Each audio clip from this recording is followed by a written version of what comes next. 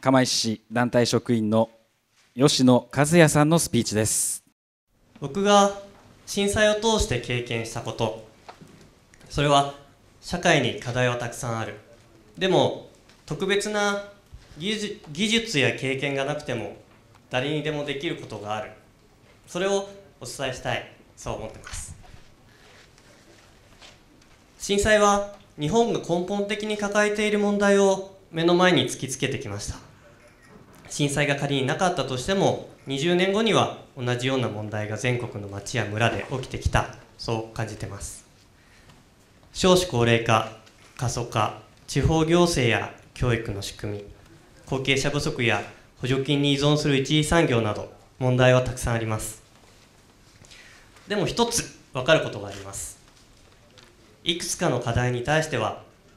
僕たちにもできることがある、そういうことです。震災の日、僕は東京で仕事をしてました。そしてしばらくは人事でした。行動に移るきっかけは2011年の3月末、あるインターネットの日記にこんなことが書いてありました。避難所でおばあちゃんが震災からずっと同じニット帽をかぶっている。で、そのニット帽が汚れてたそうなんですね。そしてその避難所に支援物資でニット帽がたくさん届いたそうなんです。それを見たおばあちゃんは、私のもう汚れてるから新しいのと変えてほしい、そう管理人さんに言ったら、管理人はダメだって言ったそうです。そしておばあちゃんはそう言われて泣いていた。管理人に訳を聞いたら、人数分ないと不公平だからあげられない、それが理由だったそうです。それを見てこう思いました。あげればいいじゃん、おばあちゃん泣かすな。でも現地には現地の事情があるんだろうから行かないとわからない、そう思って行くことにしました。2011年の4月のことです。そして現地に行って知ったのは、例えば愛する人が突然いなくなってしまうことでした。そういう方がたくさんいました。僕はそのどの体験も本人がどれだけ苦しいのか、どれだけショックなのか分かりませんでした。長年の不妊治療の末に授かったこと、旦那さんを亡くした方とか、家族がいきなりいなくなってしまう、それがどれだけのことなのか想像がつかないんです。同時に現地の人たちが家族みたいに思えてそばにいたい、そう思いました。そばにいれば一緒に泣いたり笑ったり喜んだりができるんじゃないか、そばにいれば少しは心が安らぐんじゃないか、そばにいれば本人が困っている時に横から手を差し伸べることができるんじゃないか、それがしたい。そして2011年の5月に勤めていた東京の会社を退職し、岩手県の大槌町に行きました。岩手県に行ったのはそれが初めてで、大槌町の名前も知りませんでした。そして定住しようと思うとは思いませんでした。まず現地に行って何が起きているのかを知るために、避難所や地域のいろいろなところに行っていろんな人に話を聞きました。するとこんなことが分かってきました。男の人は瓦礫の撤去や家の片付け、力仕事、やることがたくさんあるんです。でも女性はできることがない。台所もなければ洗濯もできない。だからおばあちゃんたちはすることがなくて一日中横になったり座ったりしてます。目をかけないようにしてるんです。あれじゃあ元気な人も元気じゃなくなってしまう。避難してる人たちも心配してました。そこからがプロジェクトの始まりでした。じゃあおばあちゃんや女性たちにやることを作ろう。しかもそれで収入を得られたらいいんじゃないか。物も場所も限られている中で何ができるんだろ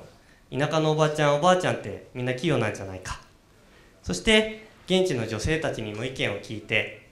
針と糸があれば誰でも参加できる刺し子に決定しました。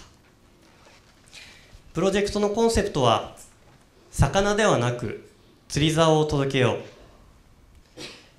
働くことは人に自尊心や誇りを呼び起こすのではないか。与える支援ではなくて労働に対する対価としての支援を行うことで、現地の方の生きる希望や力を呼び起こす自立支援を行っていこう、そう話し合いました。そして大槌復興さし子プロジェクトは始まりました。今僕が着ているパーカーとか T シャツもそうなんですけど、最初の資金は設立メンバーでお金を出し合った10万円です。震災から3ヶ月後の6月11日、ホームページのオープンと同時に販売を開始しました。課題は山積みでした。例えばそういう商品作ったことなかったので、原価率とかあまり考えず、作り手にこれぐらい渡したいよねっていうところで値段を決めてたので、最初の商品はもう作れば作るほど赤字みたいな、そういう状況でした。そしてたくさんの方々のご協力をいただいたおかげで、現在までに3年間の合計の売上が8000万円を超えました。そしておかげさまで3人のスタッフ雇用できるようになったんです。今作り手の刺し子さんたち50人います。そして2015年中には株式会社にすることが決定しました。この会社が継続していくこと、それは2つのことがあると思っています。1つは作り手が生きがいを感じ安定した職を提供できること、もう1つは衰退している伝統工芸の刺し子が持続的になること。刺し子もやはり後継者不足、高齢化の問題などで、持続がかなり難しい状況にあるんです。なのでこれが実現すれば、それは過疎化とか少子高齢化、衰退している伝統工芸に対する一つの答えになるんじゃないか、そんなふうに考えています。このプロジェクトはどこかのすごい人や資産家が始めたものではないんです。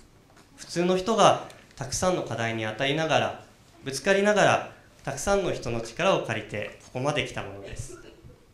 大切なことは全力でやってみることじゃないか、そういうふうに思っています。